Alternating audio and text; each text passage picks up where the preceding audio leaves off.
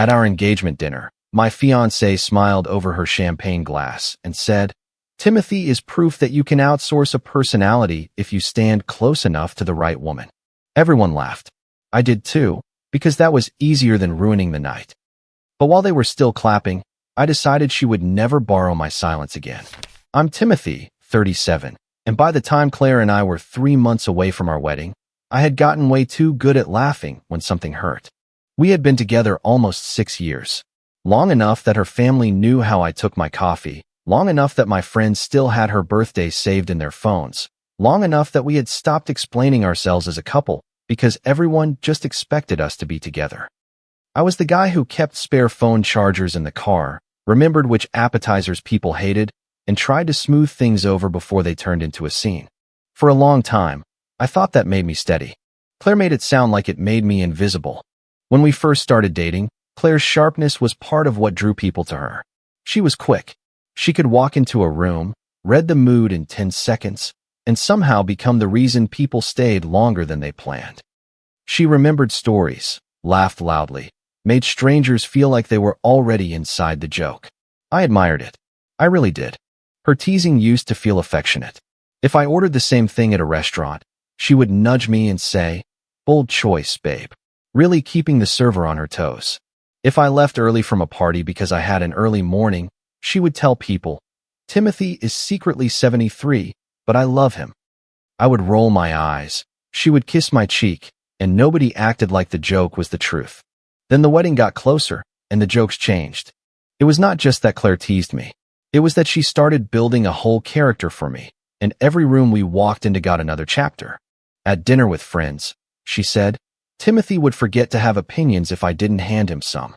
At a backyard barbecue with her cousins, when someone asked how wedding planning was going, she laughed and said, "Great, as long as I point him at the right vendor and tell him what emotion to display."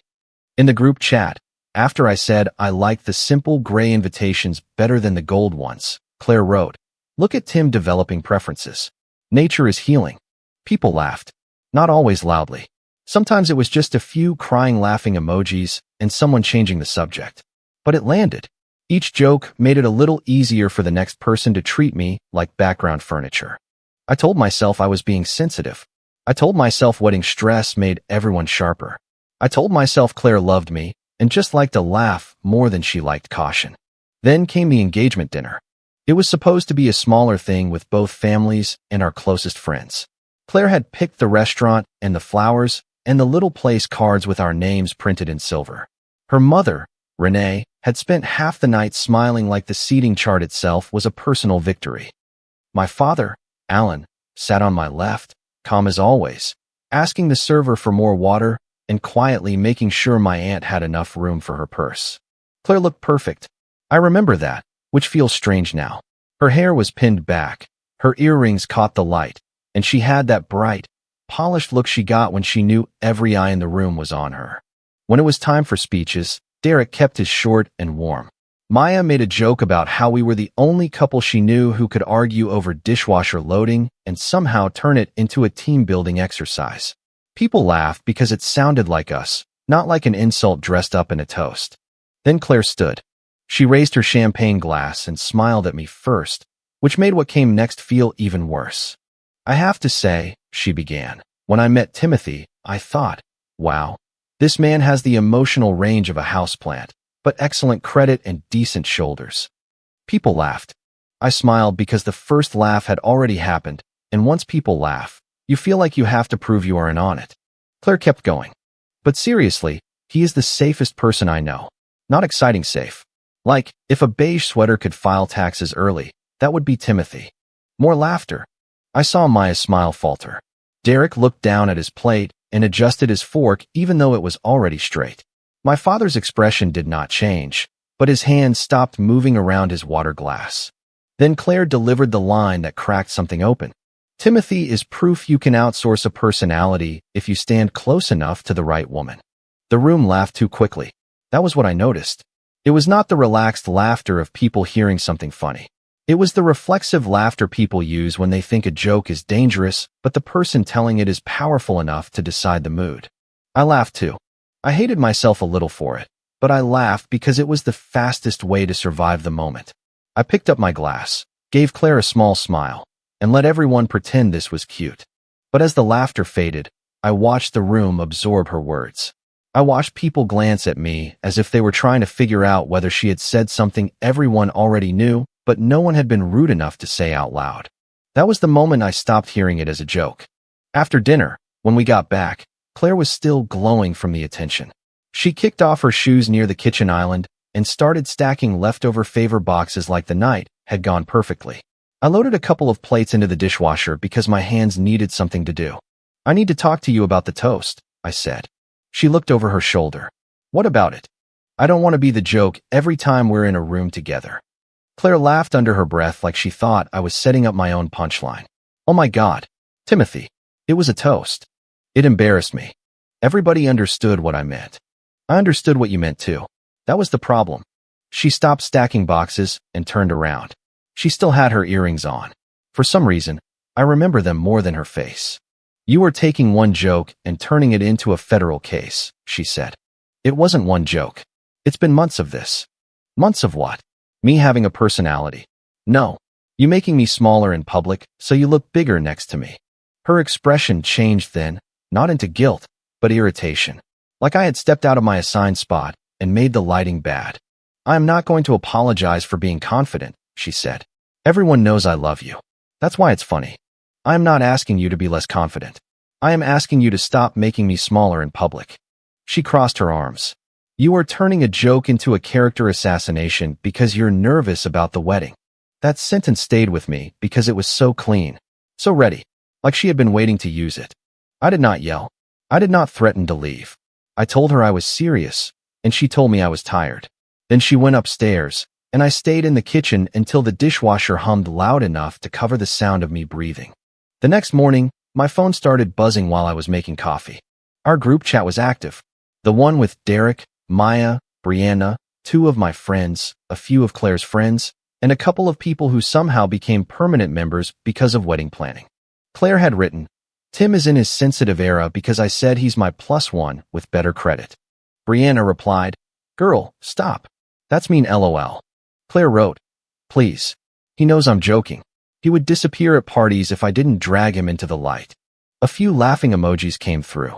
Then Derek wrote, "That one felt a little rough." Claire answered, "See? This is why I can't joke anymore. Everybody is allergic to personality." I stared at the screen for a long time. My thumb hovered over the keyboard. I could feel the exact trap forming. If I wrote something angry, I became the sensitive fiancé Claire had already introduced to the room. If I stayed silent, her version stood uncontested. So I did neither. I put my phone face down and finished making coffee. That was not maturity. Not entirely. It was anger, but cold anger. The kind that does not want a scene because a scene would give the other person too much material. The next weekend, we had a couples game night at Maya's house. I almost did not go, but I still believed some part of this could be fixed if Claire saw the effect in real time. There were chips and salsa on the coffee table, trivia cards scattered between half-empty drinks, and one of those games where couples had to guess each other's answers. When the card asked, "What is your partner's favorite hobby?" I opened my mouth. Claire answered first. "Agreeing with me," she said. "Honestly, it keeps us efficient." A few people laughed. One of Claire's friends said, "That's marriage, honestly." I set my drink down slowly. I was going to answer that myself. Claire put her hand on my arm, still smiling. "See? He is learning assertiveness." Everybody clapped. Maya did not laugh. Derek looked uncomfortable again. Brianna gave that little nervous snort people make when they want to laugh, but also want distance from the joke. I looked at Claire and said quietly, "Don't do that." Her fingers tightened on my arm for half a second before she let go. "Relax," she said. "We're playing a game." But we were not. Not really. After that night, I stopped showing up to places where I knew I would be used as material.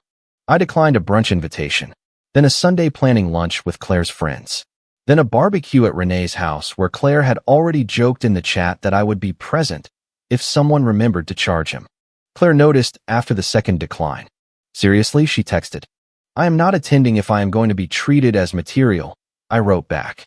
3 dots appeared, disappeared, appeared again. "You're embarrassing me." I almost laughed when I saw it. Not because it was funny, but because she really believed embarrassment was something that only became real when it happened to her. I am not asking anyone else to explain my absence, I replied. You can tell them I had other plans. You don't have other plans. Now I do. That was the first time Claire did not have a quick comeback. The more I stepped back, the more I saw things I had been too busy smoothing over to notice. Our shared calendar had started filling with appointments I did not remember agreeing to. Vendor follow-up. Final approval. Reception tone review. Cake revision. Somewhere under both our names. Even though Claire had handled the calls and then told me about them afterward like they were already decided. Then came a credit card alert for a deposit I thought we had only discussed casually. When I asked Claire about it, she waved it off. We talked about it, she said. We talked about maybe doing it. Timothy, if we stop for a committee vote every time something costs money, we won't have a wedding. Going forward, please keep all wedding decisions involving shared costs in writing. I texted later. I am not approving additional deposits through casual conversation. Her reply came in less than a minute. Wow. So now we're business partners. No, I wrote. We are two people planning a wedding who need a clear record. You're punishing me because you got embarrassed.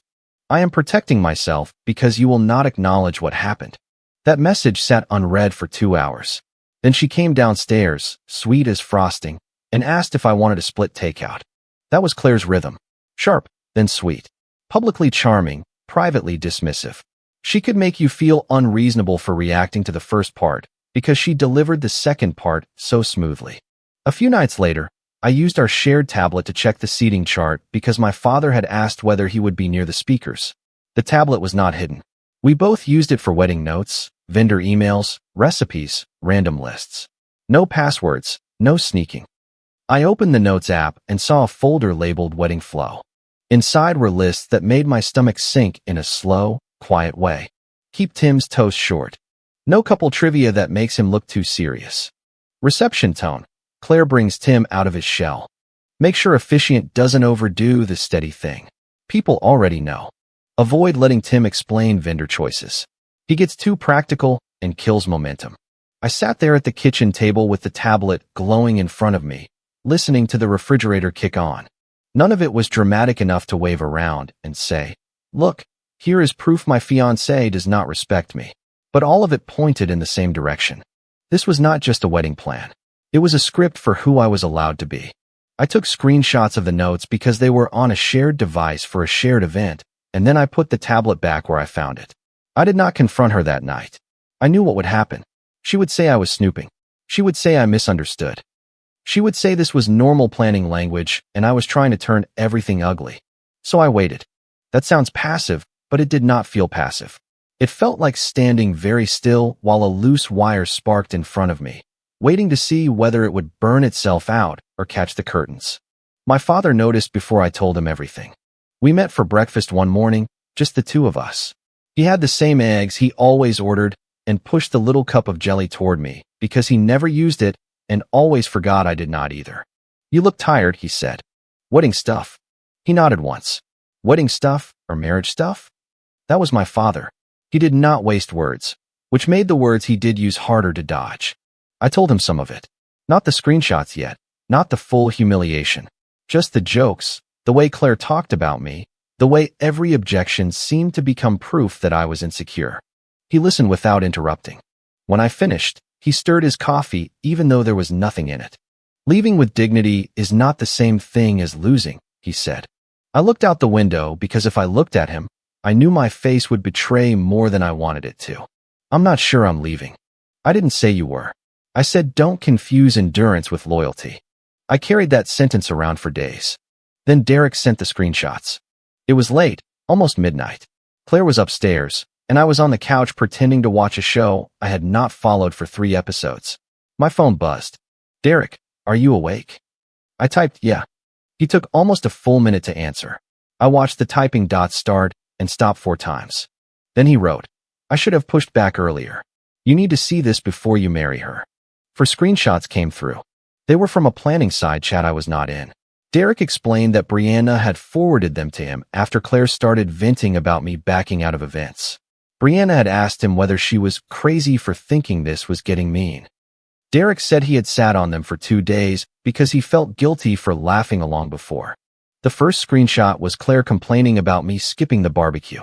Claire, he's doing this quiet, wounded thing now. It's exhausting. Brianna, maybe he really is hurt. Claire, about what? That I have a pulse. The next one made my hand go cold. Claire, Tim is dead weight socially, but he's safe. That's the trade. Brianna, Claire, I'm not even trying to be mean. He needs me to look interesting. Without me, he is just a man who owns too many Navy shirts. I stopped reading for a moment. My jaw hurt because I had been clenching it without noticing. Then I opened the third screenshot. Claire, I don't even know if I respect him the way I should, but he is predictable and too decent to embarrass me. Brianna, then why are you marrying him? Claire, because he is stable, he loves me, and he won't blow up my life. And if he ever tries to back out, people will assume he got insecure because I'm more outgoing. I've been saying that for months. There it was. Not bad timing. Not harmless teasing. Not one joke that landed wrong. A plan. Maybe not a plan in the criminal mastermind way. Claire was not sitting in a dark room plotting my downfall. That almost would have been easier to process. This was worse because it was casual, natural to her. She had been training our circle to dismiss me before I ever defended myself, and she had done it with a smile. I read the last screenshot. Claire, he'll come around. He always does. He hates scenes more than he hates being uncomfortable. That one hurt the most because it was true. Derek sent another message. I'm sorry, man. I laughed when I should have said something. I stared at the screen until it blurred a little. Then I wrote, thank you for telling me. He replied, whatever you decide, I'll back you up. I did not sleep much that night. The next morning, Claire came downstairs in one of my old t-shirts and asked why I looked like I had been hit by a truck. I told her I had not slept well. She kissed the top of my head like everything was normal and asked whether I could pick up envelopes after work. That was when I understood something I should have understood sooner. Claire did not think she was at risk. Not really. She thought my decency was a leash she could hold. So I started cutting the leash quietly. I made a folder for every wedding email, every vendor contract, every receipt, every calendar entry, every screenshot from the shared tablet, every text where I had asked for written approval and she had mocked me for it. I did not touch anything private that I had no right to access. I did not hack accounts. I did not record her. I did not invent evidence. I only stopped allowing confusion to be her shield. I paid for a short consultation to understand what deposits were recoverable, what obligations had both our names attached, and what I needed to do if the wedding did not happen. It was humiliating in a practical way, sitting there with printed emails and a list of vendors while someone asked calm questions about cancellation clauses.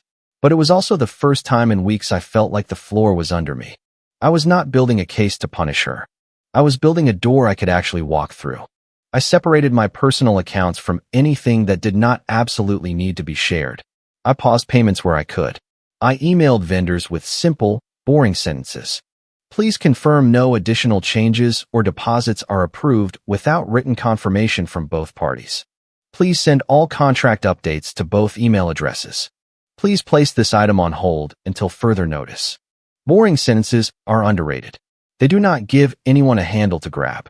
Claire noticed the vendor emails first. She came into the kitchen holding her phone. Did you seriously email the florist like we're suing each other? I asked for written confirmation before additional charges. You are making everything so weird. I'm making it clear. She stared at me, waiting for me to soften it. Normally I would have said, I don't mean it like that, or I'm just stressed, or let's talk later. Something to keep her from feeling cornered. I did not. She walked out and texted me from the other room. You are punishing me because you don't like that people think I'm the fun one. I read it twice, then put my phone down. No answer was the answer. For about 10 days, we existed in a strange, brittle truce. Claire was nicer when we were alone, almost aggressively normal. She asked if I wanted coffee. She sent me a video of a dog falling off a couch. She left a sticky note on the counter that said, dinner, with a little heart. Then, the second other people entered the picture, the edge came back. In the group chat, someone asked whether we were still doing the couple's dinner on Friday. Claire replied, depends if Tim's social battery has filed a formal complaint. No one laughed this time. Not one emoji.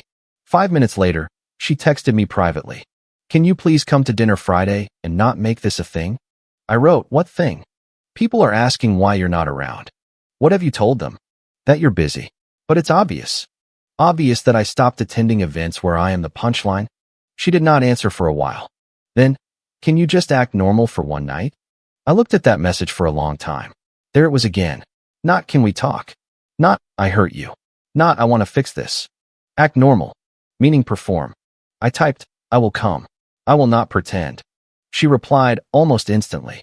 Don't threaten me. I'm not threatening you. I'm telling you the condition. Timothy, I swear, if you make me look insane in front of everyone because you're having some pre-wedding crisis. I did not answer. Friday came with the kind of quiet that makes every small sound feel too loud. Claire changed outfits 3 times. She asked if I was wearing that shirt with a tone that made the shirt sound like a personal attack. I changed, not because she told me to, but because I did not want the shirt to become the battlefield. Some battles are distractions wearing buttons. The dinner was at Maya's house. Smaller than usual. Maya, Derek, Brianna, one of Claire's friends named Elise, Claire, and me.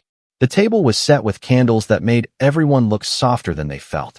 Maya had made pasta and salad, and there was a bottle of red wine open near the sink. The first 15 minutes were painfully polite.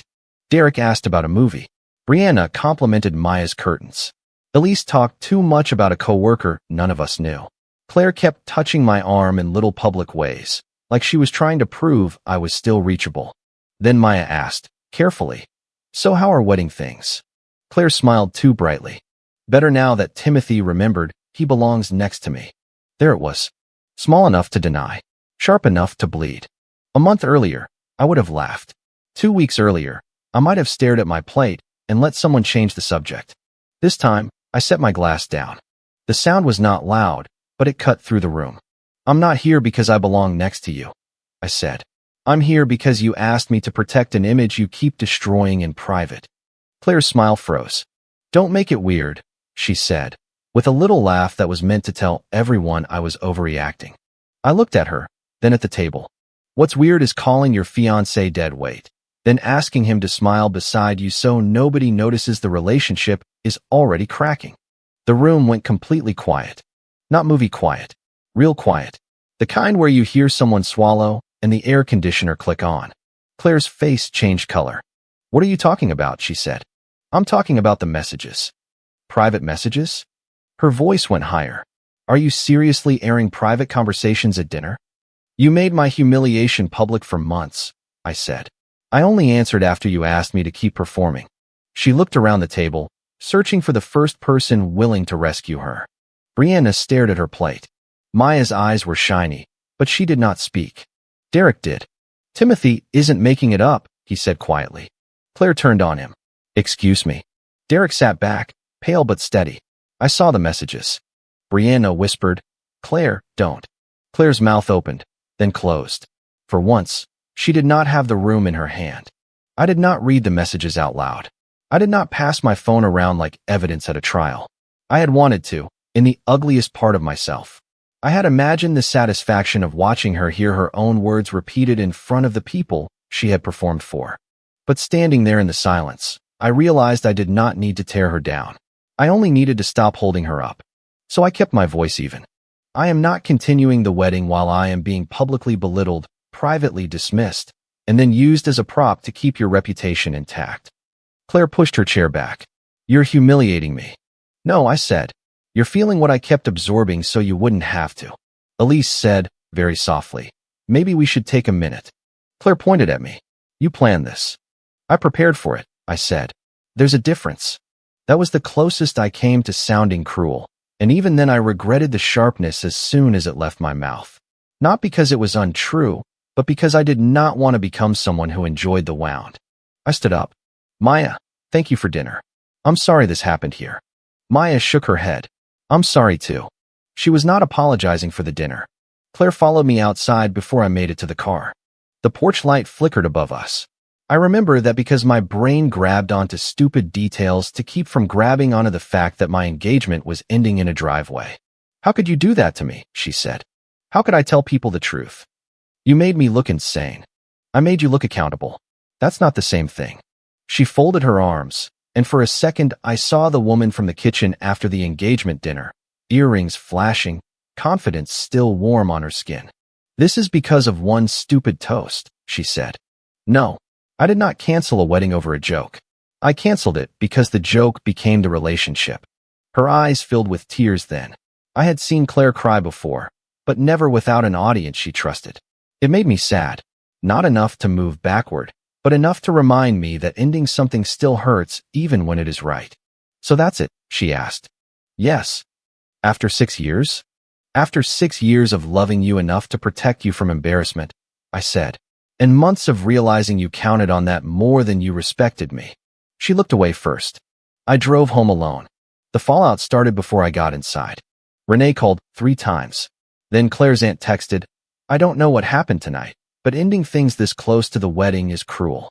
One of my friends wrote, "Dude, are you okay?" Maya sent, "I should have said something sooner. I am sorry." Derek sent only, "I'm here."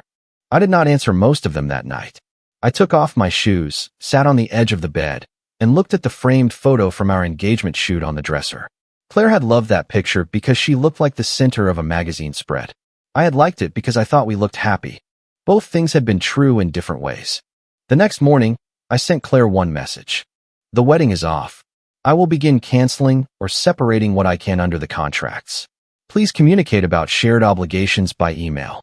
We can arrange a neutral exchange of belongings." She replied with a paragraph so fast it had to have been waiting inside her. "I cannot believe you are doing this because your ego got bruised. I made jokes. Couples joke. You ambushed me in front of our friends and made me look like some monster. You are proving everything I said about you being insecure." I read it, took a breath, and wrote back, "My problem was not that you had a strong personality. My problem was that you needed me to look weak beside it." Then I stopped texting. Email made things colder, which was exactly why I used it. The next week was paperwork, calls, and the strange grief of dismantling a future in small administrative pieces. I canceled the photo booth, put the band on hold, confirmed which deposits were gone and which were partially refundable. The venue was the worst. We lost money there, more than I wanted to admit out loud. But when the coordinator said, "Unfortunately, this portion is non-refundable," I felt a clean pain instead of panic. A lost deposit was cheaper than a lifetime of being corrected in public and dismissed in private. Vendors started contacting Claire directly when I removed my name from decision threads where I legally could. She hated that. "You are making me handle everything alone," she wrote in one email, copying Brianna for reasons I still do not understand. I replied, "I am no longer participating in a wedding that is not happening. I will handle obligations that are mine." Brianna did not reply all. Some friends apologized. A few did it well. Derek came over with sandwiches and did not try to make me talk. He just sat at my kitchen table and said, "I was a coward."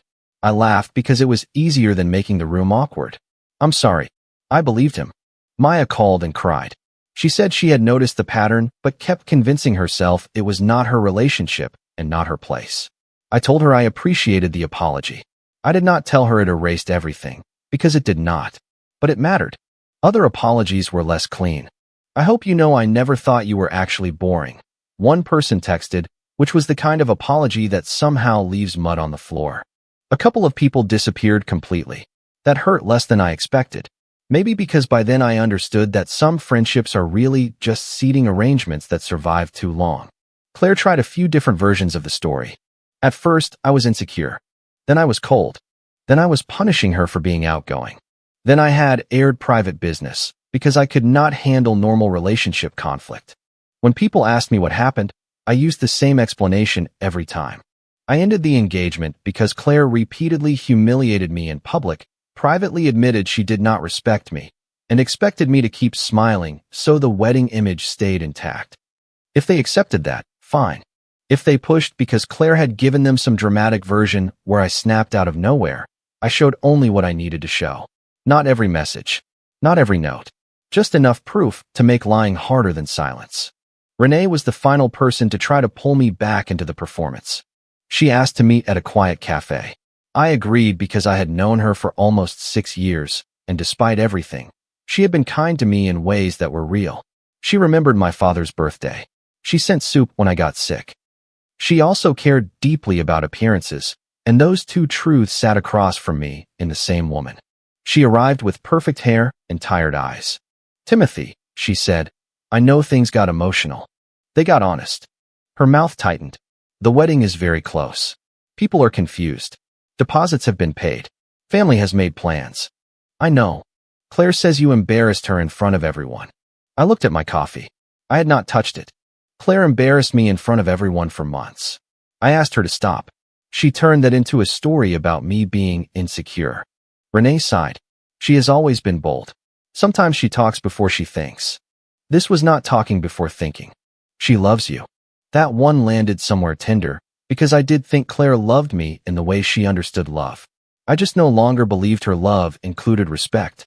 "Maybe," I said. But she also wrote that she did not know if she respected me and that I was too decent to embarrass her. Renee went still. She said that. I did not answer with more words. I opened the screenshot and slid my phone across the table. She read it once. Then again. Her face folded in a way that made her look older than 61. "I didn't know," she said. "I believe you." She pushed the phone back slowly. "She told me you were overwhelmed. She told a lot of people that." Renee looked out the window, and for the first time since I had known her, she had nothing polished to say. When she finally spoke, her voice was quieter. "I wanted the wedding to look perfect. So did Claire. And you?" I thought about the silver place cards, the calendar invites, the notes about my toast, the way everyone laughed too quickly. I wanted the marriage to be real. Renee closed her eyes for a second. Then she nodded. It was not approval exactly, but it was the first honest thing she had given me that day. The last time I saw Claire, we met to exchange belongings in a neutral parking lot. It was bright outside, almost offensively bright, the kind of day that makes grief feel badly dressed. She brought a box with my books, 2 hoodies, a phone charger, and a framed picture of us from a trip years earlier. I brought her things in 2 bags and the ring in its box. She stared at the ring like it had insulted her. "You really don't think this can be fixed?" she asked. There was no audience, no table, no group chat, no champagne glass in her hand. Just Claire and me, and the silence she had always trusted me to fill. "Not by me pretending it didn't happen," I said. "I was angry when I wrote those things. You were consistent when you wrote those things. That's different." She flinched. For a moment, I thought she might apologize. Not a polished apology. A real one. Something with weight. Instead, she said, "You know people are going to think you overreacted." And there it was again. The image. The audience. The room she was still trying to manage, even in a parking lot with no one watching. I picked up my box. "Let them," I said. She looked angry then, but under it she looked scared. Not scared of losing me, exactly. Scared that losing me had not made me frantic enough to chase her version of the story. I put the box in my car and drove away before either of us could turn the ending into another argument. For a while, my life felt embarrassingly practical. Cancel this. Unlink that. Delete the shared calendar. Explain to my father why the venue deposit was gone. Ignore a text from someone who wanted details, but had never once asked if I was okay when Claire mocked me at dinner. My father helped me carry a few things one Saturday. He did not give a speech. He saw the empty space where Claire's books had been and said, "You want this shelf moved?" I said yes. As we shifted it across the room, one of the old wedding reminders popped up on my phone. Reception tone review. I stared at it, then deleted the entire shared calendar. My father watched me do it. "How does that feel?" he asked. "Terrible," I said. He nodded. And I took a breath. Clear. That was the closest thing to peace I had felt in weeks. I did not call off the wedding because of one joke.